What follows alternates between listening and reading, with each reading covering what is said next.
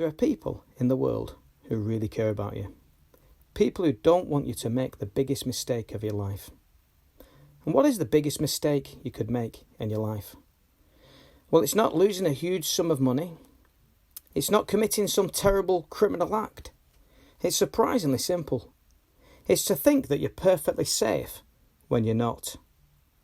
It's being comfortable in a luxurious penthouse apartment at the top of a high-rise building and being completely unaware of a raging fire creeping up towards you, floor by floor.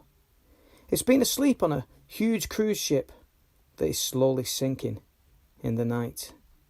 It's been on a jumbo jet whose 4 engines have failed and you're gliding back down into the mountain range while being engrossed in the in-flight movie.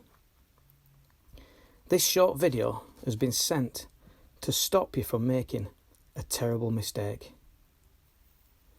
In this world, you have to admit there is good and there is evil. You only have to watch the news to see that.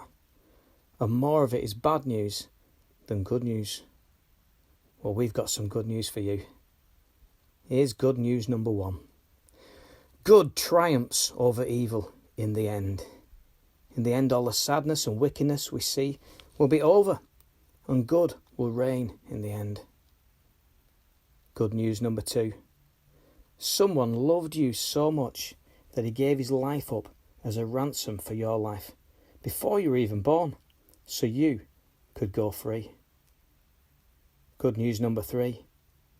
In a world of great uncertainty, you can have certainty over your life and live forever, free of worries, free of guilt, free of pain.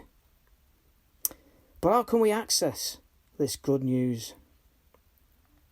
Well, every day we make good choices and bad choices. Which do you make the most, good or bad? Every day we do good things and bad things. But here's the thing.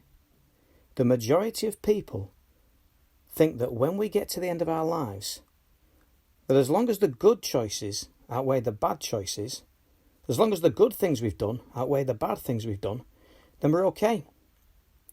And people go through their lives in blissful ignorance, thinking that they're safe when they're not. Enjoying life in that slowly heating penthouse suite. Enjoying the rest on that slowly sinking cruise ship.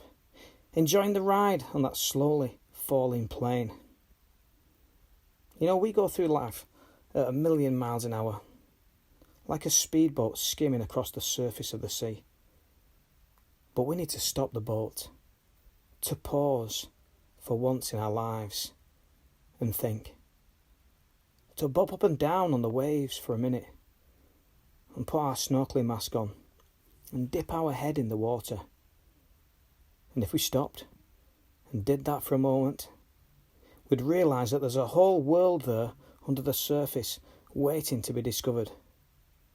But you'll only discover it if you pause, take the time to think, stick your head beneath the surface where all the world's voices above the surface become muffled, and you can have the opportunity to hear your own thoughts and see the beauty of creation beneath the surface and behold the brilliance of the Creator.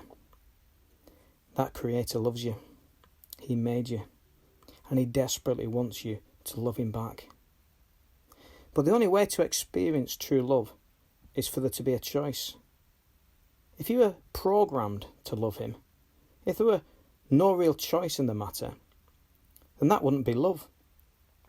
That's why the world is how it is. So there is a choice between good and evil. But the Creator knows us and knows that we will keep choosing the evil in this world. And even if we choose good more times than evil, that will not help us at the end, because we've still done things wrong that need paying for. There is no set of scales at the end of our lives where the good deeds we've done are balanced against the bad things. This is the biggest mistake that people make. They think that as long as the good outweighs the bad, then they're safe. But in fact, there are just 2 types of people at the end. Those that are forgiven and those that are unforgiven. The Creator made a way for you to be safe.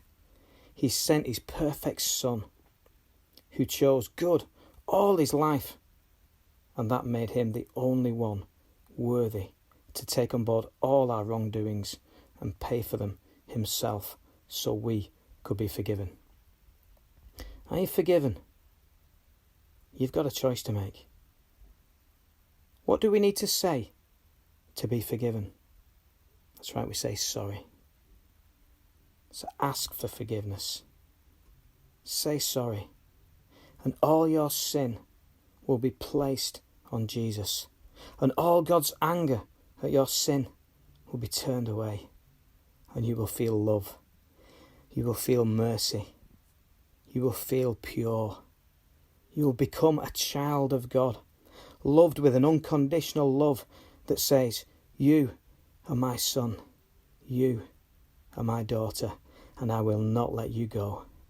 For God so loved the world that he gave his only Son, that whoever believes in him will not perish, but have everlasting life.